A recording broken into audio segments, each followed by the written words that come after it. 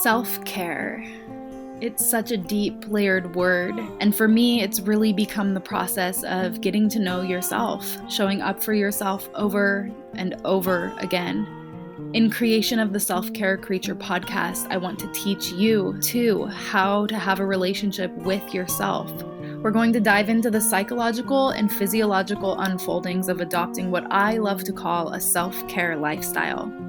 This podcast is here to help you, the stressed out but spiritually minded individual who can feel that wild calling in your heart, who wants to develop self-care rituals to support your daily living, give you the confidence and know-how to live through your intuition and raise your self-worth. You deserve it. You are capable of this. And I want to help you understand how the hell to get there, what it actually means, and how do you actually live it. That's where my intention is with this podcast. The Self-Care Creature podcast, brought to you by me, your host, Courtney Klopp. Let's dive in. Hello, creatures. Before we dive into today's episode, I just want to take a quick moment to remind you that this podcast is often not recorded or posted in real time. And the same goes with this episode. The reflections in this episode come from a place of growth and self-discovery. And to kick things off, I tend to get a little rambly and mix up the difference even between identity and experience right in the beginning. But hey, that's all part of the self-care exploration, right? Now, I want to provide a brief content warning for today's episode. This episode touches on some deep and meaningful topics, including experiences with depression, anxiety, navigating the world, and even a mention of suicide. These are important discussions, but they can be emotionally challenging for some listeners. If you think these subjects might be triggering or upsetting for you, please take care of yourself and consider whether you're in the right headspace to continue listening at this time. Your well-being is top priority. Please take care of yourself.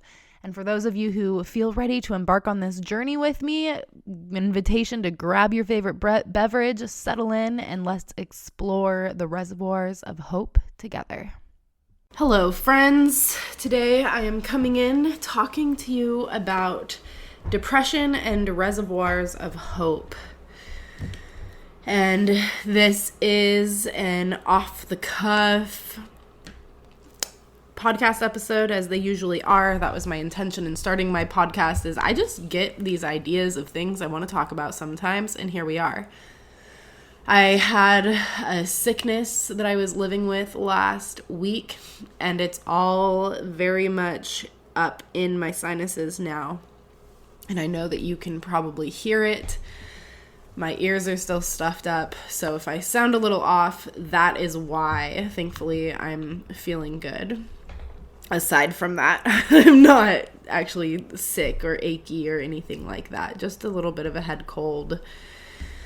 And so I had this really big epiphany for myself that I identified this last weekend. And I've determined that I am in a depressive state. And it feels really good to just acknowledge that and to say that and to know that that's okay, that it's okay to not be okay. It's especially okay to not be okay in a world that is very not okay. And so that was really great to be able to be at a place now in my life where I can see that for myself and I can kind of like scoop myself up, so to speak, and just be like, oh my gosh, like how can I support myself? How can I be gentle with myself? And it kind of takes this pressure off of like, oh my God, why do I not feel like doing anything? Why can't I fucking get into the habit or the routine or just pick myself up? And it's like, oh, because I'm facing depression at this time, a depressive episode. And I realized too that I very deeply identify with depression and anxiety. I am depressed. I have anxiety. I have depression. I'm trying to shift the language between saying I am versus I have, or I am experiencing an episode, because I'm realizing in this language I'm noticing with myself at this time, that is the language I have and the narrative I am carrying with me in my life. I am a depressed person. I am a depressed bitch. I grew up depressed and anxious, and that was just my norm for so long. And so it's just, first of all, we'll start there with the language, right? Bringing awareness to that language. I am not depressed. I am not my depression. I tend towards being in a depressed mood, in a depressed state. I have lived largely with a cloud of depression and anxiety over my being. But that does not mean that that is what I am. It is what I am experiencing. And I really, truly believe that that language does matter. That it does matter. And it's a both and, of course. And with language, you can constantly be splitting hairs. So find what works for you. But that's just an invitation to perhaps be able to notice your own narrative around what's going on with you, especially if you're feeling a little lower than usual, perhaps experiencing a depressed episode. To just know, check in with yourself. Is this like an identity that I'm carrying around? And am I able to kind of, in any way, shape, or form, disengage from that? Maybe yes, maybe no. And as I'm saying, for me, it's very much a both and. Yes, I have been depressed most of my life. I wouldn't be surprised if I was born into the world depressed due to knowing who my mother is and these things. But do I also believe that I have the power to take that off? Yes.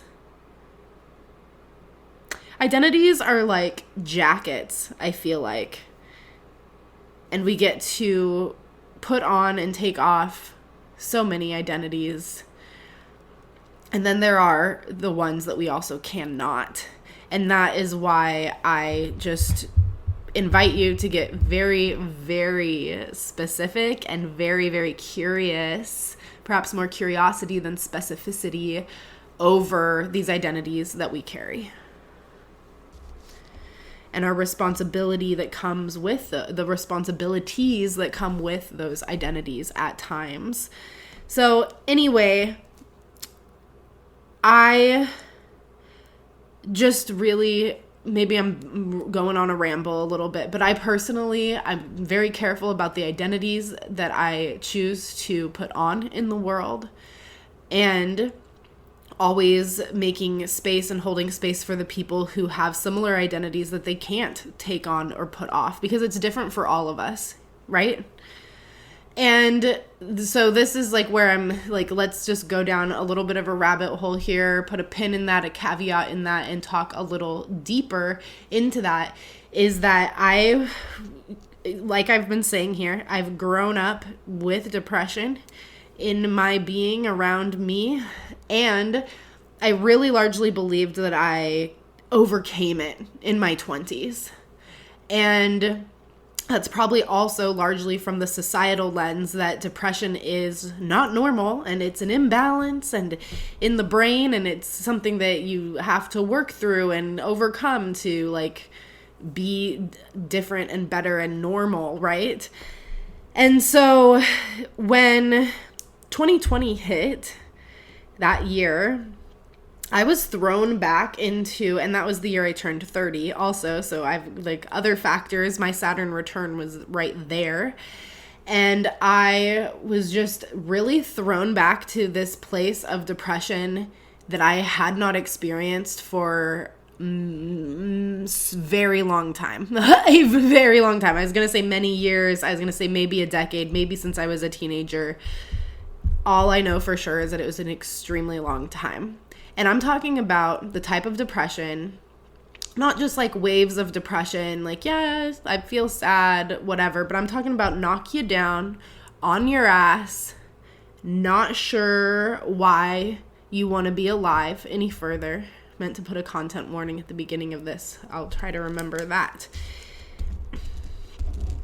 And just truly like, why the fuck? What the fuck?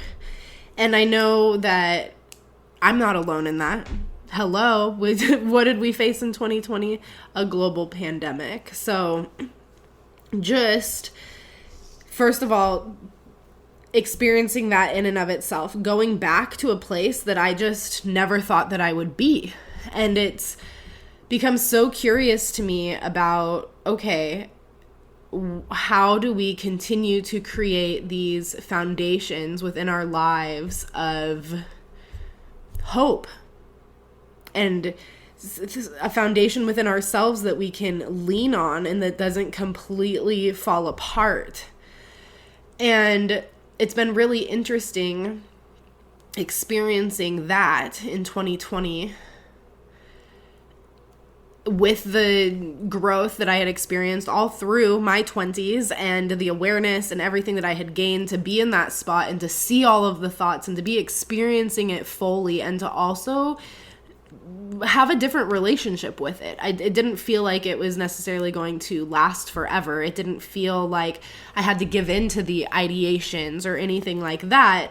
There's nothing real about it except for the experience itself, which is the most fascinating part of depression.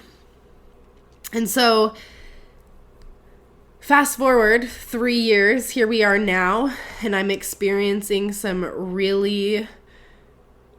big shakiness coming up in my life due to family members being in the hospital.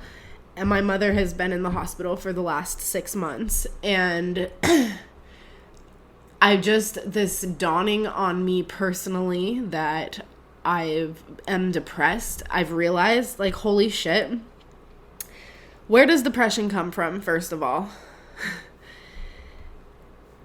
I have always thought of and believed that depression is a calling of your own soul. I see this like hand reaching out from deep within you, calling out to you and reaching for you, saying, come back home. Are you here? Hello? And that is part of it. That's absolutely a giant piece of depression. That is how I have come to identify with depression. And oftentimes depression depression is a disconnection, largely from yourself. So that's the first point that I always ask people to check in with, especially with depression. But it can be hard to find ourselves when we've lost ourselves. And that is partially that this little piece here is literally what has really driven my entire career, is that how do we create a foundation, a structure, an anchor, a compass within ourselves that we can continue to come back to. Trauma language may say a secure attachment within yourself. How do you find this point in yourself that you can call home, then that you know how to show up and take care of yourself? But there are more than the relationship with yourself, which is so, so important. We have to have reservoirs of hope. Hope is something that is required for humans to feel a purpose in our lives. And you can, get into the language however you want, switch out these words, hope, purpose, whatever feels best for you. But we have to have a vision and believe in something bigger and greater than ourselves in order to continue to feel a purpose of being alive. And this comes from many yogic texts. It comes from the trauma readings studies that I have done. It's not from any one particular source that I'm spewing this out. Feel free to research it yourself if you like, but this is what I have learned and been taught in my life, that we have to hold on to something that's greater than ourselves. And for me, nature has always been easy to lean into. I think I've always, like, I can personally know that there's something bigger going on in the world that just makes sense to me. Something bigger at play that I cannot name, but I know is absolutely there, and especially leaning into nature. That's where that is for me. And this little piece in and of itself, like realizing that you need to connect to something bigger than you, that may just be one start of your journey. That can take many years and layers to dive down through those depths and dig through. For me, like the first time I ever heard about something like that, I'm like, ooh, you're treading pretty closely on like God. Are you like subtly hinting towards a God? Like I was so on edge with the word God. Anytime somebody even mentioned the word, a song said the word, I literally disengaged. I was like, oh, that's it for me. Red flag, I'm out. I'll see if I can link a article that I wrote a long time ago called The Word God. That is literally this, me talking about my entire process with this word and how it's shifted. So, you know, if you're finding yourself like, what does she mean? A connection to something greater than yourself. And I had a friend that was also going to some AA meetings, and he had shared with me that, you know, a pen, for example, could be what you worship. It could, and you know, language again, I don't know if he said that, but we're just talking about that greater purpose, that higher power. It could be a goddamn pen if you want. I would argue that it needs to have something that actually has meaning to you. So take that however you want. Always open to feedback and comments. Share. I love getting your brain tingling and thinking here. So yes, we first of all have depression as this calling back to ourselves. And then we're talking about a greater purpose, something greater and bigger than ourselves. That is one aspect of hope that is required for humans. But I would say that rather than just believing in something greater than yourself, you have to really have what I call reservoirs of hope.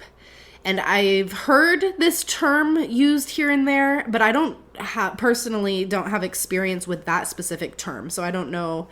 Maybe I should have Googled it before I started recording. I don't know if that's like a specific framework of something somewhere.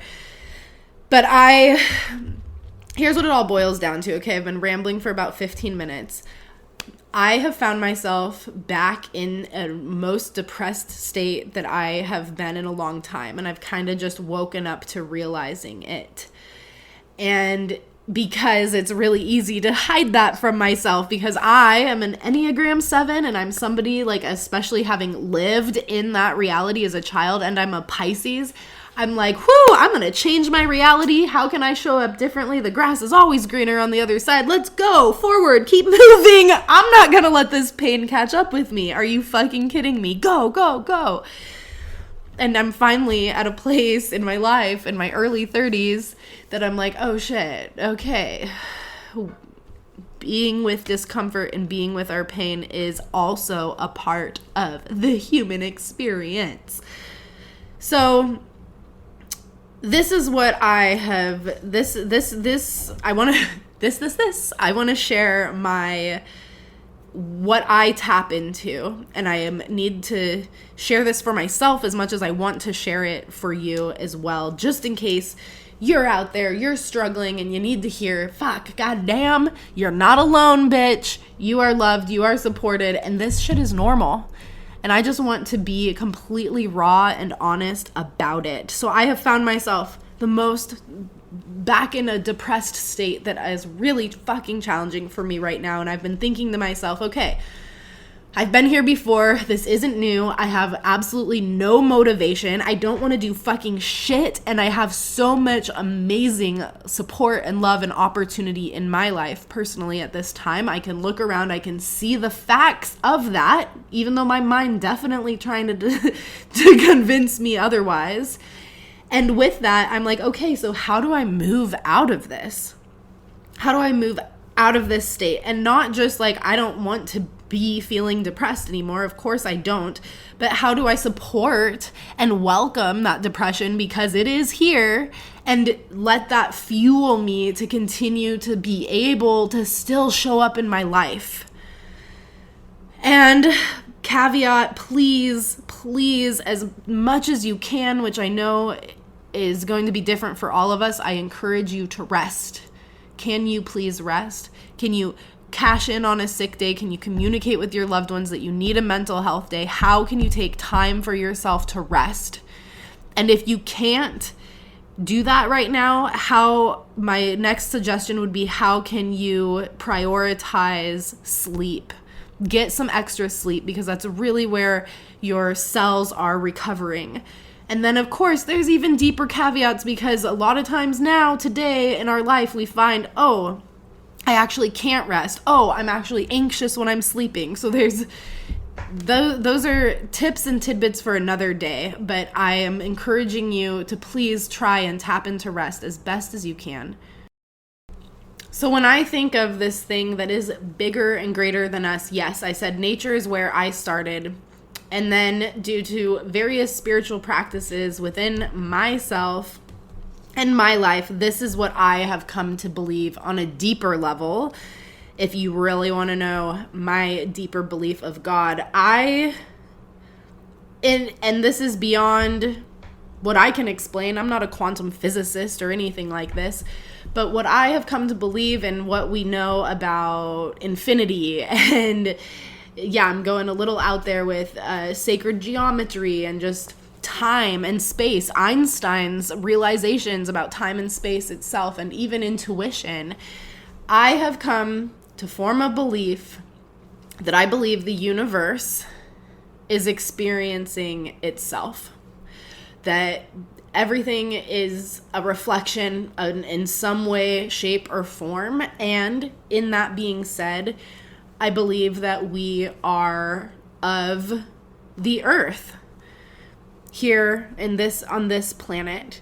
And that is just my belief in the way that things work in the world. And who knows, there are so many different layers and questions you can ask or sit with in that, but that is the base layer for me. We are the universe experiencing itself. And with that, one of my reservoirs of hope is that joy is your birthright, simply because this is a human experience. So let's just say life was an accident that supposedly, who knows where and how DNA formed. And there's a lot of skepticism in the science of how life actually came to form on this planet. Supposedly it's extremely improbable. And so if you're thinking about the chance of life not even being able to exist, that's a very improbable, very small chance of that, and then all of a sudden you're here as a human being, and let's say that there's literally no other point to life except to have this human experience, then joy is your birthright. Joy is my birthright. You get to have this experience. And this experience, if we were able to have right environments, supportive environments for our well-beings, I do believe that we could tap into joy. Now, of course, there are very many intricate layers as to why joy or happiness may not be accessible to us, but I do believe that as a human being, it is our birthright to be able to live your life to the fullest. What does that mean? To be able to enjoy your life. Enjoy. Your joy is your birthright.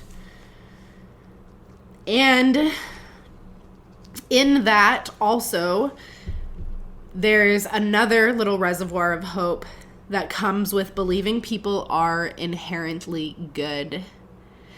Now, I've got to tell a couple stories with this. I took a self-awareness course. I guess it was only a year ago now. Is that true? Whoa.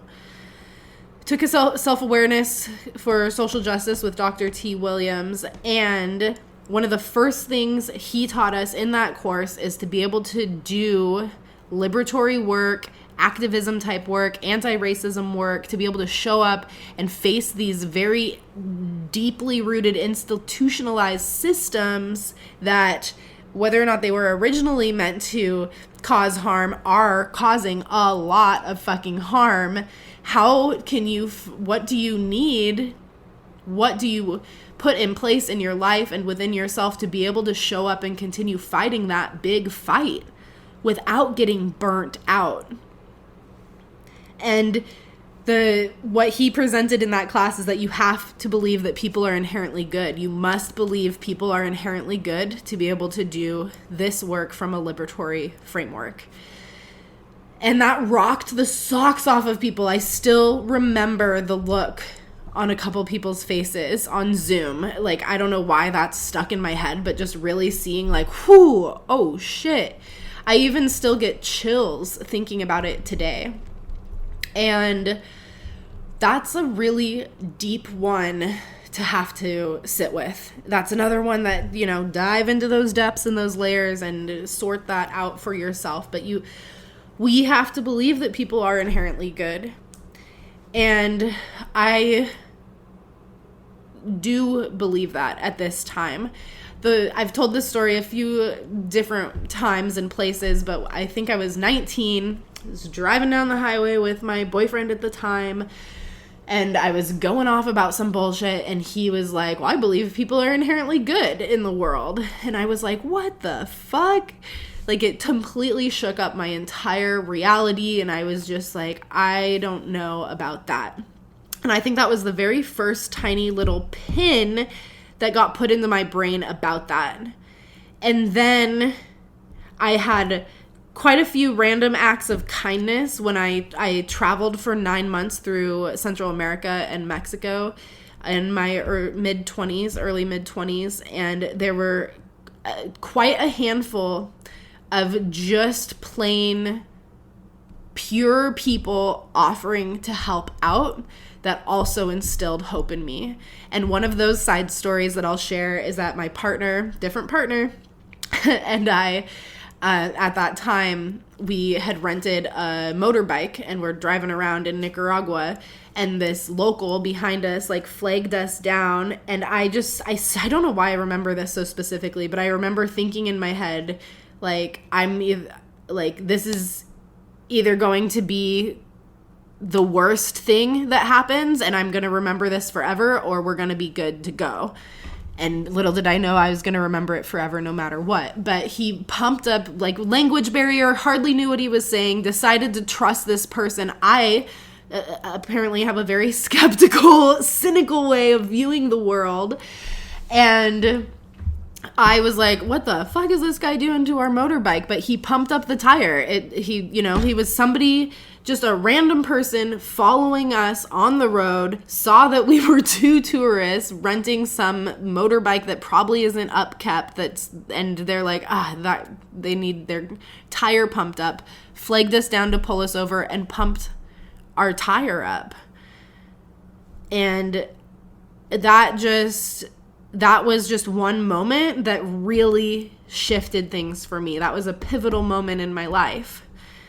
And I do now, from what I know about trauma and the way that things are passed down, I really do believe that people are inherently good. I believe that if we were all given supportive environments and similar tools, that we could be better.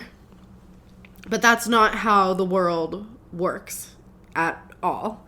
And there's also sometimes, for some reasons, people that are just born with particular deficiencies also within their body, and just for whatever reason, their brain literally cannot work in this way because they don't have a particular function. And I'm talking about when we see particularly serial killers and things like that, people that just have a deeper urge to kill. Now, that's not my specialty or anything like that. That's just like a little tiny piece of information that I think about with that.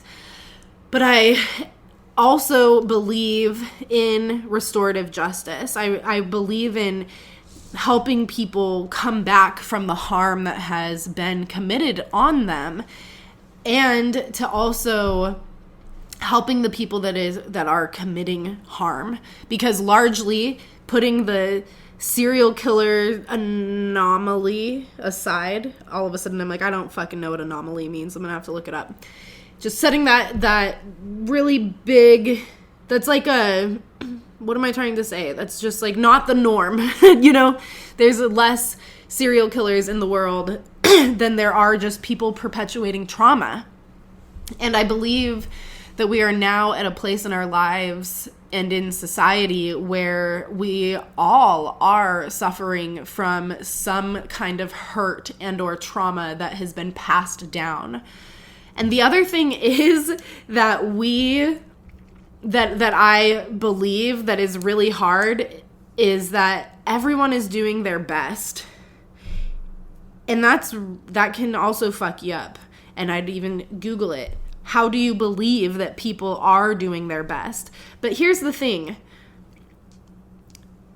And I originally heard this from a Brené Brown book, and then I've heard it on a few podcasts too. And I help my clients work with this, mostly to believe it within themselves. But we all, you specifically, you're doing the best you can. Me, I'm doing the best I can. We're each doing the best we can with the tools that we have and the circumstances we've been given. Plain and simple. That doesn't mean I don't want something different. It doesn't mean that I don't know how to take care of myself, that I'm lazy, that I, like, you know, it's like, are you stressed out? Did you just live through a global pandemic? Do you have X, Y, and Z factors going on in your life? It's never just one thing. But then our society tells us, like, you just gotta do this stuff, A, B, and C, and you're gonna be fine. And it's like, actually, that's not entirely true, because we're actually living in a world that is quite unwell. So dismantling this idea of even getting well, how do we just learn to know ourselves and support ourselves exactly where we're at in the world right now? And I am just being reminded during this time exactly why I started this work and why I'm here. And it's because I want to bring hope to people that know these depths. And I want to also bring hope to people that feel like they can't get out. To know that you can be the change. To know that no matter what your circumstances, you do get to figure it out and turn it around for yourself if you want to. And that's the thing that's really hard, is that we have to continuously want this and choose this, because the world ain't encouraging it. It's so funny the way that the world is like, yeah, do your best, you got this.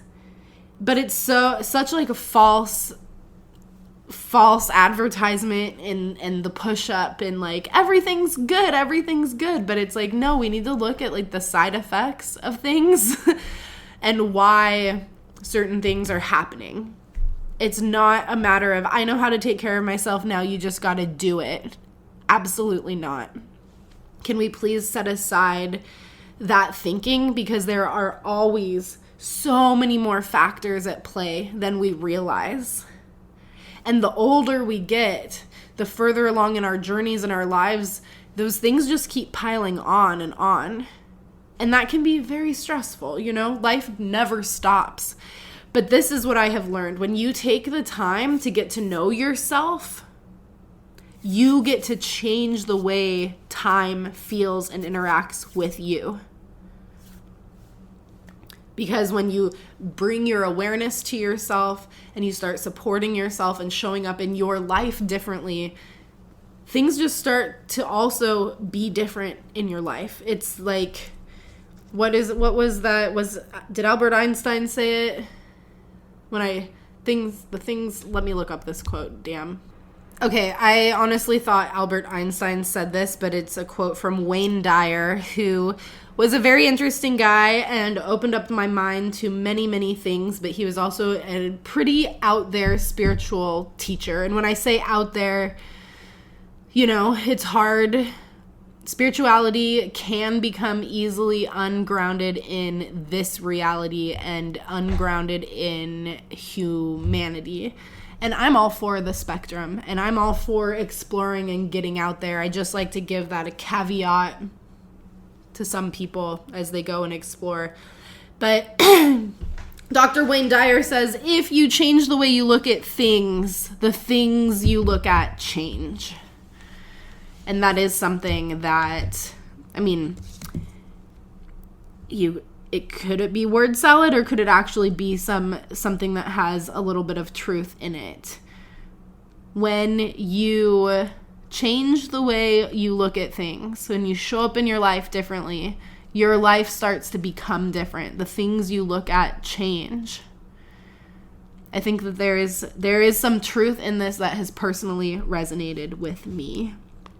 And I just personally wanted to leave you this quick half-hour episode today to just share, honestly, about where we find ourselves sometimes. Because I think wellness, especially the wellness industry, is just all about positivity to no end these days. And you cannot have those highs without allowing yourself to be in the lows. When you see happy people, I hope you know that happiness like that doesn't just fucking exist. Like, truly happy and generous people are the ones that have known the deepest depths of grief and sadness. And then, of course, there comes with learning how to tell or know if someone is authentically happy or just putting on a face, All of this to just say, I believe in you. And I hope you believe in yourself, because you need to. If you're going to make it through this, you have to believe in you. You have been with you this entire time. You've been through some really fucking hard shit, and you're going to fucking figure this out, okay? Now, I want to invite you to lean into whatever your reservoirs of hope are. And I personally, my reservoir of hope about people being inherently good has been depleted lately. And that scared me a little bit to realize, because yes, there is some darkness alive in the world right now. And I had this beautiful conversation with one of my best friends yesterday. And we were talking about how, because I was like, it's sucking the good out of people. And she's like, do you think it's sucking the good out of them, or do you think it's suppressing them? And I believe everything exists on a spectrum, and it's always a both and. And I do believe that they're on the very darkest end of that spectrum, that people really are losing the good in them, and that we are seeing bigger breaks in mental illness and psychosis, mental psychosis, and all of these things in that deeper dark end of the spectrum. But I believe in the human spirit. I believe that we are so fucking resilient, and that there are so many layers before we get to that deep, dark depth end of that spectrum. And before you get to that deep, dark end of the spectrum where I believe the goodness is being sucked out, we do have the suppression and we do have the oppression. And I believe that it is so key for us to believe that people have goodness within them, but they need support. They need the right kind of support, the right kind of love, the right kind of connection, the right kind of environment to be able to unlock that from within themselves. And of course, that journey and the way that you show up for it in your life and in the world is so individual, right? There's no right or wrong way, just the way that you choose to do it. I personally am choosing to do it by building bridges. I want to know and cultivate relationships with people in a lot of different worlds from mine, people that have complete different views and perspectives. I want to know how to hold space and how to truly understand where others are coming from. And so I bring it back to this final thoughts. Yes, we are all just a tiny little human being. This is what I think to myself. I'm just a tiny little human being. I feel tiny and insignificant, and I have to believe that I am making a difference in the lives of people that I talk to, in the people that I meet every day. Tiniest little bits, littlest encounters really has the power to turn someone else's day around.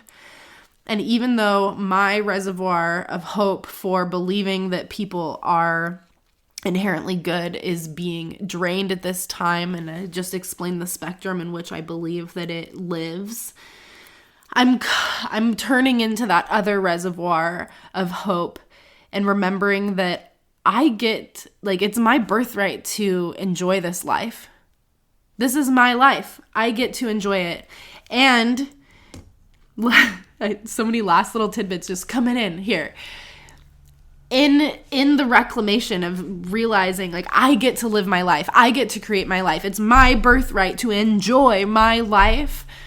And that means that joy and grief, happiness and sadness, the highs and the lows, they can exist at the same time. Mind blown. If everything is on a spectrum, there's always a both and. Can we hold the duality of life in our hands and choose to continue showing up? I hope that you believe that there is goodness out there. I hope that you can believe in yourself. And please, please, please, I hope that you keep going. You are loved. You are supported. Cheers, friends. Wait a minute. It's the outro. I just want to take a quick moment to say thank you so much for being a part of this self-care creature movement. This is a movement for individuals, our communities, the planet.